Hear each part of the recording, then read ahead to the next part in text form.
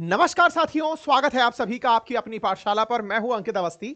आप हैं देश के अंदर फिलहाल चल रहे एक ऐसे मुद्दे पर चर्चा करने के लिए जिसके ऊपर छात्रों का, पर्यावरणविदों का जबरदस्त प्रोटेस्ट चल रहा है। घटना है तेलंगाना की राजधानी हैदराबाद की, जहां एक और जंगल की कटाई से पूरे देश भर में यह रोष व्यक्त किया गया है कि किस तरह इस पूरी जंगल की कटाई को रोका जा सकता है। चर्चा है कुछ इन तस्वीरों की जो आपके सामने बोर्ड पर दिखाई दे रही हैं। ये तस्वीरें हैं तेलंगाना में हैदराबाद की, जहां ये डेंस फॉरेस्ट आपको दिखाई दे रहा है। इस डेंस फॉरेस्ट के अंदर वन्य जीव दिखाई दे रहे हैं, पक्षी दिखाई दे रहे हैं, और इन पक्षियों के और वन्य जीवों के झुंड को कुछ इस तरह से मिटाती हुई बुलडोजर मशीनें दिखाई दे रही हैं। इन बुलडोजरों का उपयोग इन पेड़ पौधों को उखाड़ने के लिए रातों रात किया गया। बड़ी संख्या में पहुंचे हुए बुलडोजर्स ने जिस तरह से हैदराबाद के अंदर पेड़ों को उखाड़ा, ये तस्वीरें पूरी दुनिया भर में चर्चा का विषय बन गई कि जब इंसान विकास के नाम पर पर्यावरण के साथ खिलवाड़ करता है तो कुछ ऐसी भयावह तस्वीरें निकलकर आती हैं। पक्षी, पशु जो अपनी प्रतिक्रिया केवल करुण स्वर में दे सकते हैं, उनके चीखने की आवाजें आती हैं।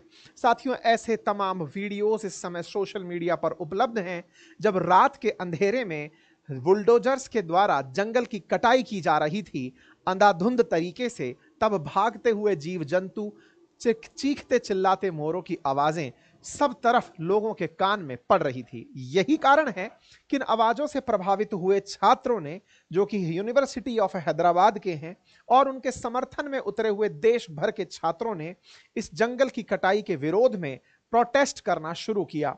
प्रोटेस्टर्स के प्रोटेस्ट से सरकार प्रभावित हुई और उन प्रोटेस्टर्स को ही उठा लिया गया। प्रोटेस्टर्स को उठाकर ले जाती हुई तस्वीरें भी आपको इस समय पर यहां दिखाई दे रही हैं। इन तस्वीरों से जब छात्रों ने इन तस्वीरों में छात्रों ने जब पुलिस से यह पूछा कि आफ्टर ऑल आप हमें किस जुर्म में गिरफ्तार कर रहे हैं, अगर पर्यावरण की रक्षा करना हमारा जुर्म है तो फिर हमें आप कड़ी सजा दें। छात्र अपनी तरफ से जिस तरह की बात कर रहे हैं, पुलिस का यहां पर चुप होते हुए दिखना छात्रों की क्रियाशीलता को दर्शाता है, दृढ़ता को दिखाता है, पर्यावरण के प्रति उनके स्नेह और सम्मान को दिखाता है। आइए अब इस पूरी घटना को कारण सहित समझते हैं, विस्तार से समझते हैं, इतिहास से समझते हैं कि आफ्टर ऑल कहानी क्या है। जंगल का कटना, जंगल के विरोध में प्रोटेस्टर्स का उतर कर आना, सरकार के द्वारा प्रदर्शनकारियों का दमन करना, ये पूरी घटना आफ्टर ऑल शुरू कहां से होती है और ये घटना है कहां की। क्योंकि अल्टीमेटली हेडलाइंस तो बन गई हैं कि इस जंगल की कटाई पर फिलहाल सुप्रीम कोर्ट का स्टे आ गया है। तो ऐसे में इस जंगल जिसका नाम कांचा गाची बोवली है, हैदराबाद के अंदर स्थित है, इसको लेकर के क्या कहानी है, आइए मैं अब आपको विस्तार से बताता हूं। असल में साथियों, तेलंगाना में 400 एकड़ में फैला कांचा गाची बावली नामक यह है जो जंगल है, असल में यह हैदराबाद केंद्रीय विश्वविद्यालय, जिसे यूनिवर्सिटी ऑफ हैदराबाद भी कहते हैं, के पास में स्थित एक जंगल है। इस जंगल को हटाकर यहां पर आईटी और इंफ्रास्ट्रक्चर डेवलपमेंट के लिए उपयोग करने का प्लानिंग चल रहा है। यहां पर पेड़ पौधों को काटकर आईटी और इंफ्रास्ट्रक्चर डेवलपमेंट के लिए कार्य करने की प्लानिंग चल रही है। एक बार मैप पर इस जगह को नोटिस कर लेते हैं और फिर इसके बारे में और डेप्थ में चलते हैं। साथियों, हैदराबाद से जुड़ा हुआ, आंध्र प्रदेश से जुड़ा हुआ तेलंगाना, जो कभी आंध्र प्रदेश का ही हिस्सा हुआ करता था, वर्ष 2014 में भारत का 29वां राज्य बना और इस राज्य की राजधानी हैदराबाद रखी गई। तेलंगाना, जो कि फिलहाल एक लैंडलॉक स्टेट के रूप में आपको दिखाई देता है, हैदराबाद को आप यहां पर मार्केटेड फॉर्म में देख सकते हैं।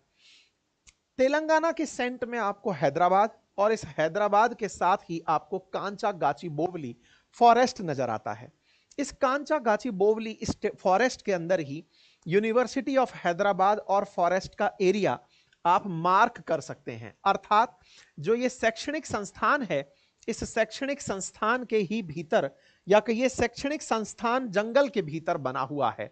जस्ट लाइक आईआईटी पवई, जिस तरह से वो भी बिल्कुल जंगल के नजदीक बना हुआ है या जंगल के भीतर बना हुआ है, ऐसे ही जब आप जेएनयू जाएंगे, क्योंकि पढ़ने लिखने वाली जो जगह हैं, जब ये पेड़ पौधों के बीच में होती हैं तो भाव कुछ अलग ही होता है।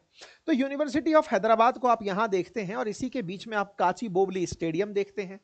अब आप और तस्वीरों को अगर जूम करते हैं तो यूनिवर्सिटी ऑफ हैदराबाद, उसके साथ में इनकी लाइब्रेरी और उसके साथ में लगा हुआ ये पीकॉक लेक दिखाई देता है। पीकॉक लेक, बफेलो लेक, इस तरह से आप यहां पर एक तरह से समझिए कि यूनिवर्सिटी इस कांचा गाची बोवली फॉरेस्ट के अंदर ही स्थित जगह है। हालांकि कितना स्थान जंगल का है और कितना स्थान यूनिवर्सिटी का है, सारा बवाल इसी से निकलकर बना है। आइए थोड़ा और आगे लेकर चलते हैं। साथियों, यहां पर यूनिवर्सिटी ऑफ हैदराबाद की इतिहास से भी कुछ जानकारियां निकल कर आती हैं। कहा गया कि यूनिवर्सिटी ऑफ हैदराबाद, जिसकी स्थापना 1974 में तत्कालीन प्रधानमंत्री इंदिरा गांधी जी के नेतृत्व में हुई थी, इस यूनिवर्सिटी को प्रॉपर एक स्थान अलॉट किया गया। आंध्र प्रदेश सरकार ने इस विश्वविद्यालय के लिए 2300 एकड़ जमीन आवंटित की थी और यह जमीन जिस क्षेत्र में आवंटित की गई थी वो जमीन असल में हैदराबाद के बाहरी किनारों पर स्थित थी।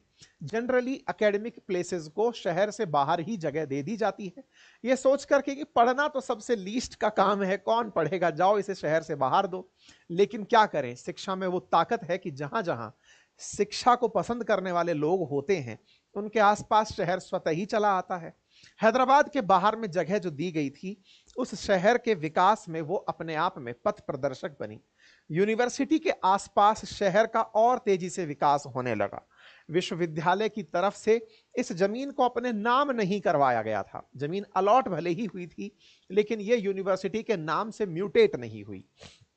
विश्वविद्यालय के जो पहले कुलपति रहे, उन्होंने इस जमीन की रक्षा के लिए एक मजबूत दीवार का निर्माण जरूर करवाया।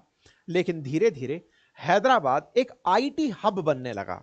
आज आप अगर आईटी के क्षेत्र में नौकरी करने वालों से पूछें तो उनके दो चार जगह ही काफी ज्यादा जॉब की डेस्टिनेशंस में हैं। एक जहां बेंगलोर है, वहीं दूसरी बात आप हैदराबाद का नाम सुनते हुए दिखाई देते हैं। जैसे जैसे हैदराबाद शहर का विस्तार हुआ, एक प्रमुख आईटी हब बनने लगा। जमीन की कीमतें आसमान छूने लगी तो फिर जमीन कहां से तलाशी जाए इस पर नजरें चलने लगी। 1970s में बनी यूनिवर्सिटी ऑफ हैदराबाद अब धीरे धीरे इस जमीन के लिए लोगों की नजर में आने लगी कि इतनी सारी जमीन का एकेडमिशियंस क्या करेंगे, छात्र क्या करेंगे। हैदराबाद का एक तरफ तेज शहरीकरण चल रहा था, वहीं दूसरी तरफ विश्वविद्यालय की जमीन का कुछ हिस्सा विभिन्न परियोजनाओं के लिए उपयोग में लिया जा रहा था। दौर था 1990 और 2000 के दशक का, जिस समय चंद्रबाबू नायडू संयुक्त आंध्र प्रदेश के सीएम हुआ करते थे। तेलंगाना 2014 में बना। ऐसे में कुछ लोगों को आवाज कम आ रही है, मेरे हिसाब से सही है। परियोजनाओं के लिए उपयोग में लिया जा रहा था। दौर था 1990 और मैंने तेज कर दी है अगर आपको ठीक लगता है। ठीक है। ऐसे में चंद्रबाबू नायडू के द्वारा यहां पर जीएमसी बाल योगी स्टेडियम के लिए 1500 एकड़ जमीन यहां से निकालकर दे दी गई। यह एक समय था जब 2300 एकड़ में से जमीन जो है वो स्टेडियम के लिए निकाली गई। धीरे धीरे समय बढ़ा। 2003-4 में आईएमजी भारता विवाद निकलकर आया। उस समय की सरकार ने 400 एकड़ जमीन को एक निजी कंपनी, जिसका नाम आईएमजी भारता प्राइवेट लिमिटेड था, उसको खेल सुविधाओं के विकास के लिए दे दिया गया। बवाल इस बात पर खड़ा हुआ कि इस कंपनी के पास में कोई भी बड़ा इतिहास नहीं था अपने काम करवाने का, लेकिन इस कंपनी के द्वारा विश्वविद्यालय के अंदर से 397 एकड़ जमीन को हड़पने का प्रयास किया गया। इस मामले को तेलंगाना हाई कोर्ट के अंदर चुनौती दी गई। इन ब्रीफ अगर मैं आपसे पूरी जानकारी चर्चा में लेकर आऊं तो कुछ इस प्रकार से है कि 2004 में जो ये भारता करके जो कंपनी है, इसको जमीन दी गई थी। उस जमीन को 2006 के अंदर सरकार ने वापस प्राप्त कर लिया। मतलब इस क्षेत्र को जिस कंपनी को दिया गया था उसे वापस सरकार के द्वारा अपने पास ले लिया गया। 2024 में फाइनली ये जमीन सरकार के हिस्से में आ गई। 2024 के मई में सुप्रीम कोर्ट ने इस जमीन को पूरी तरह से, इस 400 एकड़ जमीन को सरकार को सौंप दिया कि तुम इस पर जो चाहो कर सकते हो। जुलाई 2024 में आंध्र सरकार ने, सॉरी तेलंगाना सरकार ने इस जमीन को Telangana state industrial infrastructure corporation limited को दे दिया। ये बिल्कुल वैसे ही है जैसे राजस्थान के अंदर रीको है, यानी कि हर स्टेट के अंदर कुछ ऐसी यूनिट्स, कुछ सरकारी संस्थाएं बना दी जाती हैं जिनका काम, या कंपनी के रूप में बना दी जाती हैं जिनका काम राज्य के अंदर इंफ्रास्ट्रक्चर विकास करके देने का होता है, जिनका काम राज्य के अंदर उद्योग धंधे लगाने के लिए आवश्यक बुनियादी सुविधाओं के विकास का होता है। ऐसे में तेलंगाना में इसी प्रकार से TGIIC यानी Telangana state industrial infrastructure corporation limited को यह जमीन जुलाई 2024 में सौंप दी गई। अब आप ऐसे समझिए, यह जमीन थी यूनिवर्सिटी की, पहले किसी आलतू फालतू कंपनी को दी गई, उस आलतू फालतू कंपनी से इस जमीन को सरकार ने वापस पाया, सरकार को 2024 में यह जमीन मिली। जैसे ही सरकार को मिली, सरकार ने इसे इंडस्ट्रियल कॉर्पोरेशन को दे दिया कि भाई इस जमीन को तुम उद्योग धंधे लगाने में उपयोग में ले लो। उद्योग धंधे बोले तो IT पार्क के निर्माण में, यानी कि यहां पर बड़ी बड़ी कंपनियों के मल्टी टावर बिजनेस के सेंटर बनाने में इसका उपयोग ले लो। मार्च 2025 के अंदर इस जमीन का ऑक्शन करने का प्रारंभ किया गया। लगभग 10,000 करोड़ रुपए इस 400 एकड़ जमीन से कमाने का लक्ष्य रखा गया। अब आप पूछेंगे तो अब विवाद क्या है? ये इतिहास तो बता दिया, लेकिन असल मायने में इसका असली विवाद है क्या? तो देखो, तेलंगाना में वर्तमान में जो सरकार है वो कांग्रेस की सरकार है। रेवंत रेड्डी यहां पर मुख्यमंत्री हैं। मुख्यमंत्री साहब यहां पर तेलंगाना औद्योगिक बुनियादी ढांचा निगम के माध्यम से विकास कार्य के नाम पर इस जमीन को बेचना चाहते हैं। जमीन से बेचने से बड़ा रेवेन्यू प्राप्त होगा और किसी भी सरकार के लिए राजस्व अर्जन प्राथमिकताओं में रहता है। साथ ही साथ राजस्व के साथ साथ यहां बड़ी कंपनियां आएंगी, उद्योग धंधे लगेंगे, और ऐसे में जब उद्योग धंधे लगेंगे तो क्षेत्र में और ज्यादा विकास तेजी से होगा। जान लीजिए कि जब जब विकास के नाम पर प्रकृति के साथ खिलवाड़ किया जाता है, देखिए डेवलपमेंट और नेचर ये जनरली एक दूसरे के साथ आकर टकरा ही जाती हैं, एनवायरनमेंट एक दूसरे के साथ आकर टकरा ही जाता है। अक्सर आपने मैन वर्सेस वाइल्ड के जितने भी कन्फ्लिक्ट देखे हैं, मैन वर्सेस जंगल के जो भी कन्फ्लिक्ट देखे हैं, वो सब ऐसे ही क्षेत्रों से जाकर जुड़े हैं। फिर चाहे नर्मदा बचाओ आंदोलन के नाम पर हुआ आंदोलन हो, अब चाहे यहां हो रहा आंदोलन हो, या भविष्य में निकोबार के अंदर होने वाला आंदोलन हो, क्योंकि आने वाले समय में जहां जहां डेवलपमेंट के प्रयास होंगे वहां पर जब जब पेड़ कटेंगे, ऐसे ही मामले झारखंड से भी निकल कर आए, मध्य प्रदेश से भी निकल कर आए। जब जब सरकारें, आप देखिए झारखंड हो या मध्य प्रदेश, सरकारें जब लैंड माइंस अलॉट करती हैं तो माइंस की खुदाई के लिए उनके ऊपर जितना भी लैंड कवर है, यानी कि जो फॉरेस्ट कवर है, उसे हटाया जाता है। तो फॉरेस्ट कवर को हटा करके वहां की जमीन का उपयोग में आना और इस पर विवाद का होना बहुत ज्यादा आज के समय पर कॉमन घटना बन गई है। तो फिर यह घटना इतना ज्यादा हाईलाइट क्यों हुई, अब वो सुनिए। असल मायने में यह कांचागौची बावली जो जगह है, ये यूनिवर्सिटी कैंपस है, और यूनिवर्सिटी में भारत के जितनी भी यूनिवर्सिटीज हैं वहां सबसे ज्यादा संवेदनशील माइंड रहता है। भविष्य के ब्यूरोक्रेट, राजनेता, तमाम प्रकार के एकेडमिशियंस वहां अध्ययन कर रहे होते हैं। उन्हें देश के ऊपर अपनी राय रखने और उस पर अपनी चिंता व्यक्त करने का पर्याप्त समय और उस तरह की थॉट एक जगह मिलती है। ऐसे में जब यह घटना यहां पर होती है, हमारे देश में बहुत सारी जगह पर ऐसे ही कहीं ना कहीं लैंड की कटाई चल रही है, फॉरेस्ट की कटाई चल रही है लैंड यूज के लिए, लेकिन उन सब के बावजूद भी हम चुपचाप बैठकर केवल इसलिए देख रहे होते हैं कि कौन बोलेगा। यहां पर क्यों बोला गया? क्योंकि छात्र यहां पर सेंसिटाइज हो गए, छात्रों ने यहां पर आंदोलन को लीड कर लिया। ऐसे में इस जगह पे 400 एकड़ जमीन को काटने से रोकने के लिए यहां पर छात्रों का आंदोलन चल पड़ा, और छात्रों ने यहां पर एक जबरदस्त काम किया, और वो काम था लोगों के द्वारा सिग्नेचर करवाने का। 3 लाख लोगों से सिग्नेचर का कैंपेन रखा गया कि हम इस जंगल को नहीं कटने दे सकते। ये यूनिवर्सिटी कैंपस ही नहीं अपितु हैदराबाद के लिए भी जरूरी है। हैदराबाद के आसपास के क्षेत्र में इसकी वजह से 1.5 डिग्री सेंटीग्रेड तापमान कम रहता है, इसलिए यह अत्यंत आवश्यक है। ऐसा करते हुए छात्रों ने लोगों को अवेयर किया कि यहां पर 734 स्पेसीज ऑफ प्लांट्स हैं, 237 स्पेसीज ऑफ बर्ड हैं, 15 प्रकार की रेप्टाइल्स यहां हैं, 10 मैमल्स यहां हैं, क्रिटिकली रेयर स्पीसीज यहां पर रहती हैं। इस प्रकार से यहां पर जो पाए जा रही जीव जंतु हैं उनको ध्यान में रखते हुए इस जंगल को नहीं कटना चाहिए। ये तमाम प्रकार की प्रजातियां यहां पर पाई जाती हैं। देखिए साथियों, जब जंगल होगा तो वहां पर सरीसृप भी होंगे, तो वहां पक्षी भी होंगे, तो विभिन्न प्रकार के पौधे भी होंगे।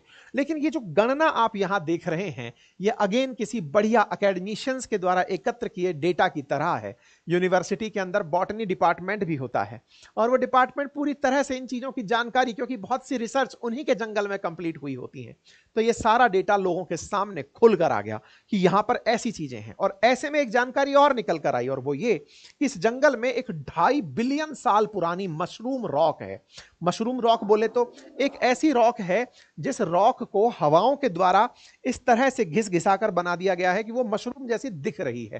तो इस प्रकार की टोपोग्राफी यहां पर उपलब्ध है, अर्थात एकेडमिशियंस को अपने अध्ययन के लिए उपयुक्त जो जगह चाहिए वो यहां पर है, और शहर को अपने जीवन यापन के लिए अगर बारिश का पानी आए तो उसको सोखने के लिए कोई जगह चाहिए, वो यहां है। प्योर हवा अगर हैदराबाद को चाहिए तो उसके लिए प्लांट यहां है। यहां पर ग्रीनरी है जो साउंड को कर्टेल करती है, तापमान को 1.5 डिग्री सेंटीग्रेड तक कम करने वाला जंगल यहां पर है।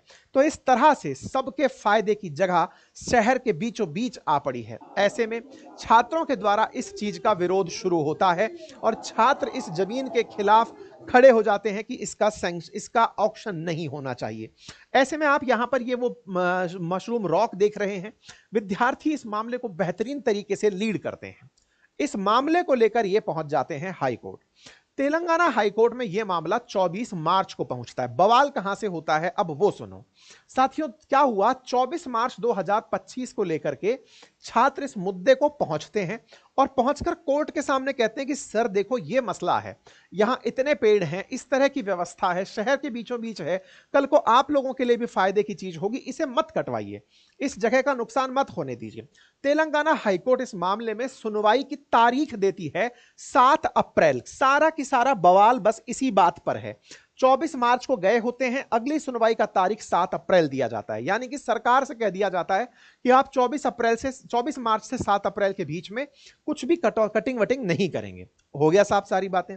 इस बीच में जो छात्र हैं वो ईद की छुट्टी और वीकेंड पर घर चले जाते हैं, क्योंकि अभी 29, 30, 31 के आसपास अगर आपने देखा हो तो एक लॉन्ग वीकेंड आया था। छात्र अपने अपने घरों को चले जाते हैं। सरकार की तरफ से अब ये आश्वस्त हो जाते हैं कि हाईकोर्ट के खिलाफ तो सरकार क्या ही जाएगी, लेकिन जब सरकार ही गुंडों की तरह बिहेव करने लगे, अक्सर ऐसा होता है कि जब त्योहार से अगला दिन हो या चुनाव के बाद का दिन हो, जब पुलिस छुट्टी पर जाती है तो अपराधियों द्वारा सबसे अधिक अतिक्रमण किया जाता है। मेरा अपना पुलिस प्रशासन का जो अनुभव है उसमें यह देखा गया है कि जब पुलिस थोड़े देर के लिए भी हटती है तो अपराधियों को ऐसा लगता है कि वो खुली जन्नत में आ गए हैं और वो अपने अपराध को और अतिक्रमण को बढ़ाने के लिए निकल पड़ते हैं। ऐसा ही हाल यहां पर हुआ।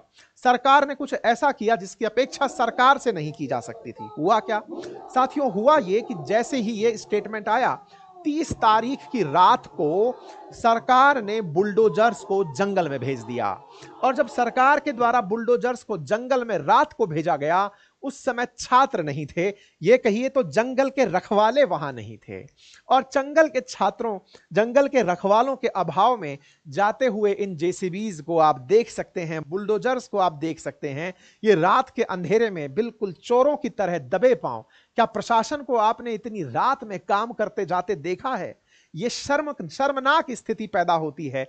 ये ऐसी स्थिति पैदा होती है जैसे देखकर लगता है कि क्या प्रशासन इतना संवेदनहीन हो चुका है, जिसे और कुछ नहीं तो पक्षियों के प्रति भी संवेदना और सांत्वना खत्म हो चुकी है। क्या प्रशासन इस क्षेत्र में काम करने के लिए, जनरली रात के समय जो कार्य किए जाते हैं वहां पर मजबूरी होती है, जैसे इंफ्रास्ट्रक्चर अगर डेवलप करना हो बीच शहर में, तो जब ट्रैफिक कम हो जाए तो उसका लाभ लेने के लिए कि रात को ट्रैफिक कम होता है तो सड़कें रात को बनाई जाती हैं। पूरी दिल्ली, मुंबई जैसे बड़े शहर रात को साफ होते हैं, म्युनिसिपैलिटीज रात को काम करती हैं सो दैट ट्रैफिक को व्यवधान ना मिले। जंगल में कैसा व्यवधान, लेकिन जब आपकी नीयत में खोट हो तो कुछ ऐसी हरकत करने आप उतरते हैं। ये जो तस्वीरें आप देख रहे हैं ये मध्य रात्रि की हैं।